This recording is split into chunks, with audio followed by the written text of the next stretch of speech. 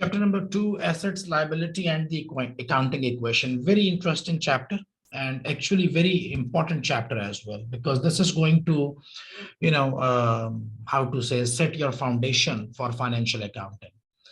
So, I mean, you should be very much careful and attentive, and you should understand 100% of everything.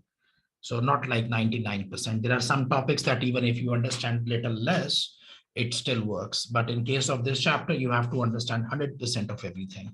So we are going to discuss assets, liabilities, and the accounting equation.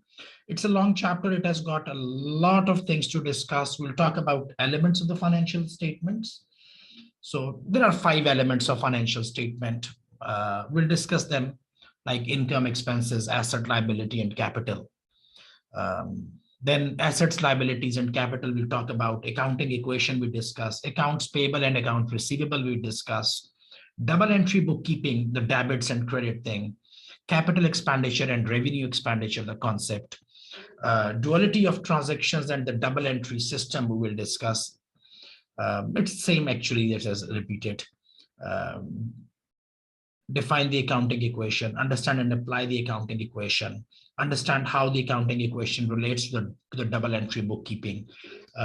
So what is accounting equation and what is the relationship with the double entry? Because every time you will make double entry, for example, we'll discuss it in quite a lot of detail, but let me just, because you have said, accounting equation. So accounting equation means that assets equal to capital plus liabilities. So every time any transaction takes place in the business, that transaction must be recorded. And to record the transaction, we use that double entry system, which means the debit and credit. So every time a transaction takes place, you make a debit and credit. And then whenever you make a debit and credit, ultimately this equation will remain same. This equation will not be disturbed. So this is the beauty of this relationship. We say that understand how the accounting equation relates to the double entry system. So if you are making, for example, 100 or 200 double entries in a day, after every single double entry, every single you record information in form of debits and credits, whatever, this equation does not change. And we will see that why it does not change or how it does not change. So this is we are going to discuss. And then process financial transactions from the books of prime entry into the double entry bookkeeping system. So we have got a books of prime entry, the first books where we record the transactions, and then from there we take them to the bookkeeping system. What is bookkeeping system? Bookkeeping system means recording of the transactions. So we are going to discuss it slightly later, but I'll just give you a brief intro. That accounting, it consists of 2 areas. One is called bookkeeping. The other one is called reporting. Bookkeeping is the process where you record the transactions. So data input is done, and reporting is data output. So reporting means that based on the information, whichever you have recorded, you create some reports. Reports about profit, reports about losses, balance sheet, income statement. So 2 elements of there. Bookkeeping and reporting. In bookkeeping, I am entering the data, and in reporting, based on that data which I have entered, I take out my reports, I take out my information, whichever I need. So this is we are going to discuss. So we say that what is financial accounting? It is the process of recording, summarizing, and reporting the myriad of a company's transactions to provide an accurate picture of its financial position. So financial accounting, it deals with, like I said, that 2 things, recording, summarizing, and reporting. So for example, we have different expenses every day, and we have revenues or incomes every day. So you pay some electricity bill for $10, you record it. Then you pay some fuel bill for $20, you record it. Then you pay your rent, $50, you record it. So this, when you are recording these transactions, writing them down as your expenses, this is called recording. Now, this is your fuel bill, and you will pay fuel many times in a month. For example, you again paid fuel for $15, you again paid fuel for $20, then you paid fuel for $10. So you wouldn't be paying fuel one time in a month, you will pay fuel several times in a month. So then I ask you at the end of the month that how much is your total fuel expense, and you say my total fuel expense is $150. This is called summarizing. Okay, so recording individual transaction, making a total of them is called summarizing, and then reporting. And then I say, okay, this is your expense, but you do have some incomes as well. So I want to see your profit now. So income minus expenses is equal to profit. That will be called reporting. So this is the 3 stages: recording the data, summarizing the data, and reporting. And by the way, we are going to discuss, this is just the beginning, we are going to discuss there are 5 types of reports in accounting, and we are going to discuss them one by one as we move on with this course. Okay. So first of all, this is the process of financial accounting. Financial reports. Okay. Accounting consists of 2 elements. Like I said, recording the transactions, which is called bookkeeping, and summarizing, which is called reporting.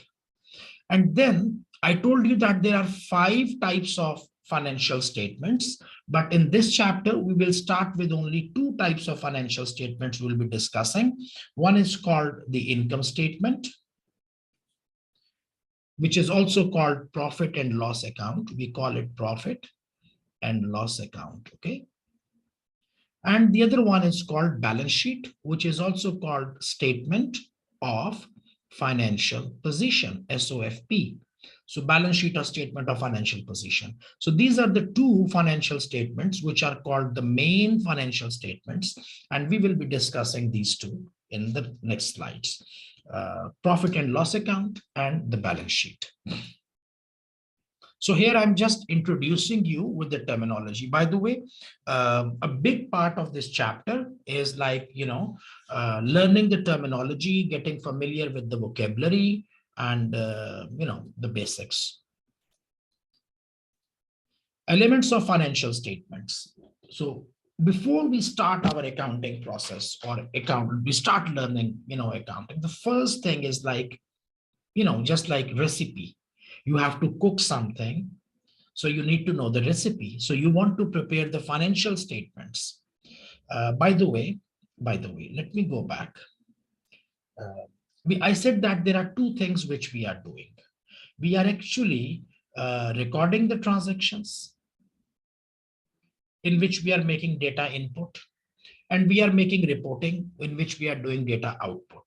Okay, so you record the data and then you take out your reports. Now remember, my purpose is reporting. My objective is only reporting. I want to see how much profit I have made at the end of the month. So I'm not really interested in recording the data. Data recording is actually a mean to achieve this objective, because if I don't have the data, then I cannot generate the report, because report is based on the data. So recording actually is not my objective. Recording, I'm doing it so that end of the month I can generate my report. End of the month I can see my report. My ultimate objective is reporting. Okay, because I want to see how much profit we have made end of the year. So we say that we have to prepare the financial statements, which are called reports, financial statements. So elements of financial statements. So what these financial statements, they include? What is written within these financial statements? So what is the recipe of financial statement? How do you create or make a financial statement? So there are 5 elements of financial statement. Now, what do I mean by 5 elements? You can consider the word element as a category. You can consider the element word as type. For example, if you have 1,000 transactions which have taken place in a period, these 1,000 transactions can be divided into 5 categories. Okay. So all the transactions, you have to separate them. You have to understand them.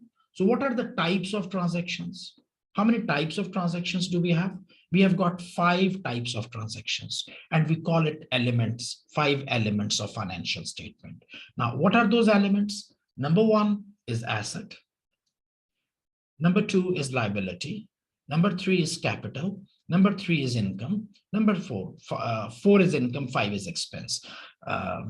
So asset, liability, capital, income, expense. If you ask me, I would rather prefer to write it like this: income, expense, then I would write down assets, and then liabilities, and capital. It is the same thing. I'm just changing the order. Okay.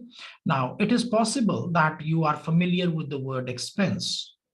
You understand it perfectly. Maybe you are familiar with the word income, but you don't know what is asset. So we are going to discuss these terminologies one by one, and then we'll talk about what types of assets do we have, and what is the thing to which we can call an asset, and which is a thing which we cannot call an asset. What is the criteria to become an asset or to be classified as an asset? So we are going to discuss them one by one. So 5 elements of accounting, you remember: income, expenses, asset, liability, and capital. First thing comes, what is an asset? What is an asset?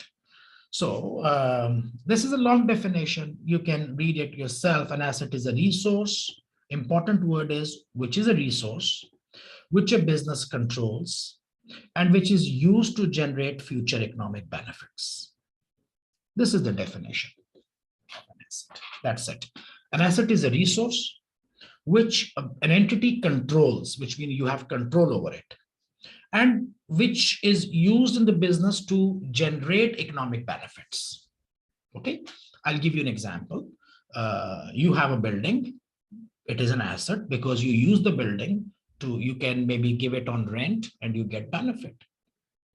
You have a business has probably a car, a vehicle. Business uses that vehicle and generate benefit. So what you remember, that asset has 3-4 things. Number one, that it must be controlled by the business, and it must be giving future economic benefit. Here the importance is on future economic benefits, the word future economic benefits for a business. It could either be sold for cash or could help the business to generate sales, income, and profits. So either you sell it for cash, like the building you can sell for cash, or maybe you have a car. So what you can do, if you have this car in your business, you can sell this car for cash straight away and you can get $20,000. Or you can do, you don't sell the car, but you give it on rent and you start earning, $500 per month. So either you sell it now and get cash, or you use it now and get cash in future. In either case, you are getting benefit. One is you get benefit in form of monthly rentals by using it. Like I use it and I get monthly rental, or I just straight away sell it and I take my 20,000 out and I say, thank you very much, I get my money. An example of an asset used to generate future economic benefit is plant and equipment used by a business to produce goods to sell to customers. So businesses, they have machinery, they have equipment. On that machinery, on that equipment, they make some products and they sell it and make money. Just like this shirt which I'm wearing, it was made by some business. They had some equipment. Using that equipment, they made this shirt and they earned some profit because they sold it to me and they made some money out of that. So this is an introduction to asset.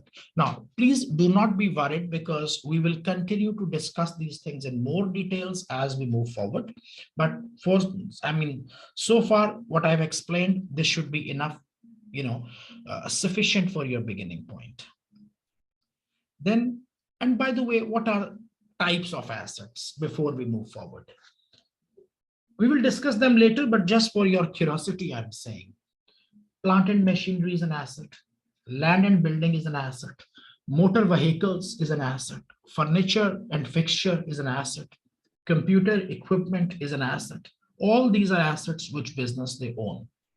If you run a business, you need all of these things together. And then you provide goods or you provide services and you generate economic benefit. What is a liability?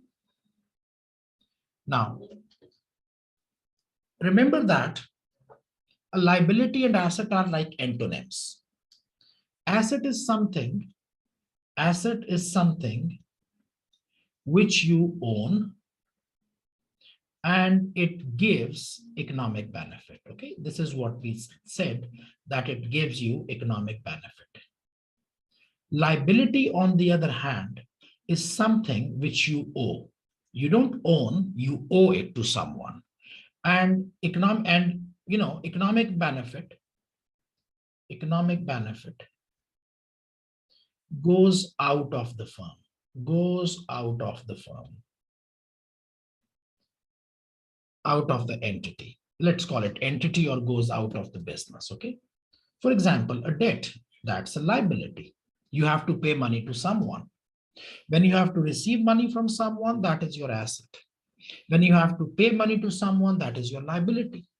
So asset is like, in very simple thing, asset is something which is bringing us benefit, and liability is something which is taking away the benefit from us. Okay.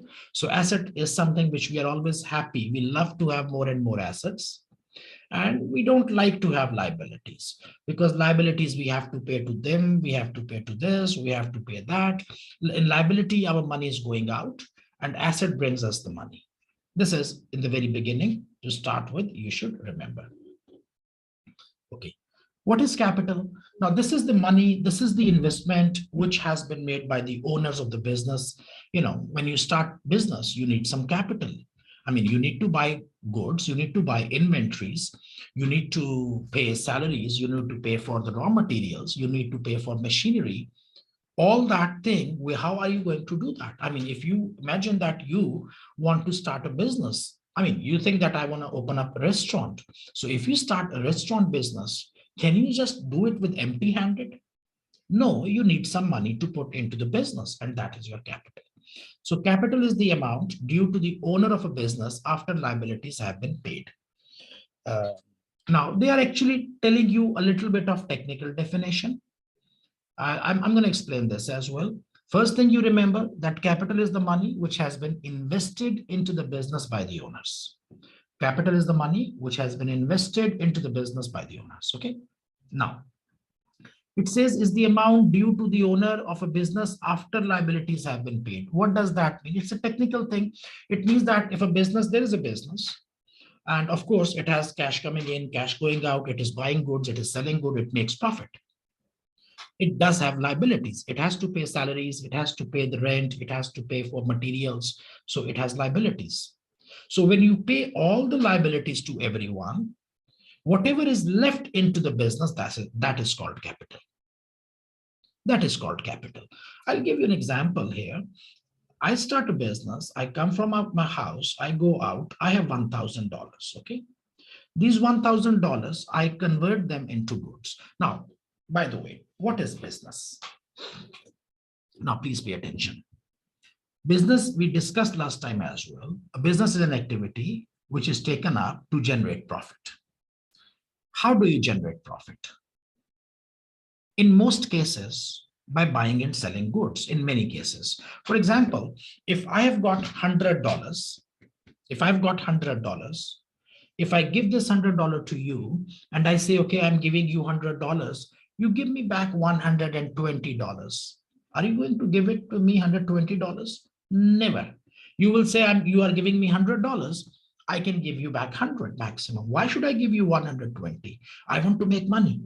Okay, so I have $100 with me. I leave from home and I thought I should do some business. So I've got $100 in my hand. What do I do that I make some money out of this $100? So what I do, I cannot give you 200 and take back from you 120. That's not possible. So what happens that I go to some market, I purchase this phone for $100. And then I come to you and I say, I've got a wonderful phone, a beautiful phone. Do you want to buy it? You say, how much is it for? I say 120. You say, okay, give me the phone. I'll give you 120. You see, now I made my $20. So what do you do in business? You have cash. You convert cash into goods and then the goods, you convert them back into the cash, and you did buying and selling. And in the process of this buying and selling, you made $20. So this is how the business works. Now we come back to this thing which we were discussing, this definition. So let's suppose you've got $1,000. You start your business and you purchase some goods for 1,000. Then you add your profit for 300 and you sell these goods for 1,300. So your money from 1,000, it has become 1,300. Can you take this 300 home? Does this all belong to you? The answer is no, because you have to pay the rent. You have a liability, or maybe you have to pay the salary. Okay, how much is your salary? $50 is my salary. I have to pay to my staff. How much is my rent? $50 is my rent. I have to pay to my staff. This is my liability. This is my liability. I pay these two. What is remaining? 1,200. This is my capital. This is what it says, that it is the amount due to the owner, which the business must give to the owner after the liabilities have been paid. So in the business, we had 1,300. But we do have liabilities for 100. We subtract it, we pay out the liabilities. Whatever is remaining, 1,200, this belongs to the owner of the business. This 1,200, this should go to the owner of the business. We call it capital. Again, we will discuss it, capital, in more detail. Remember, this is financial accounting. And this is the second chapter of financial accounting in your life. And how many papers of financial accounting you need to learn? You will be doing FA1, you will be doing FA2, you will be doing FA3, you will be doing F7, and you will be doing SBR. These are all the papers of financial accounting.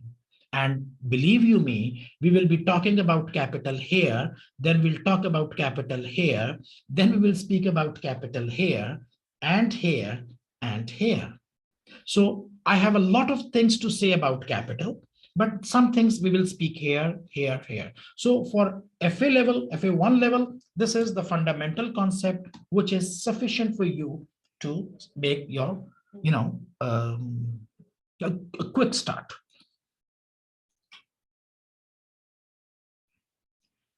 इसके बाद अगला जो आता है जी income. अच्छा, ये बड़ी एक टेक्निकल चीज है. इसकी बड़ी डिटेल हो जाएगी, लंबी लंबी. इसको हम F7 तक सीखते चले जाएंगे. अभी आप इनकम में बस इतना ज़हन में रखो, इनकम वो इकोनॉमिक बेनिफिट है जो आप रिसीव करते हो. सो it could be like income. Okay, I started speaking in a different language. I'm sorry for that. I forgot. So I was saying that income is like, we would be learning this thing about income in many different levels until F7. What you should remember that to begin with, income is that economic benefit which a business receives as a result of providing goods and services. So when you are in a business, you have different types of incomes coming in. Actually, not the goods and services, there are other incomes as well.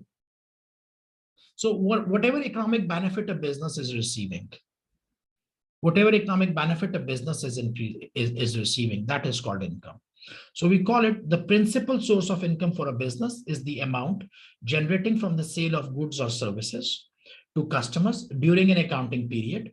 This is often referred to as sales income or sales revenue. Income is also regarded as an inflow or increase in the economic benefits during an accounting period.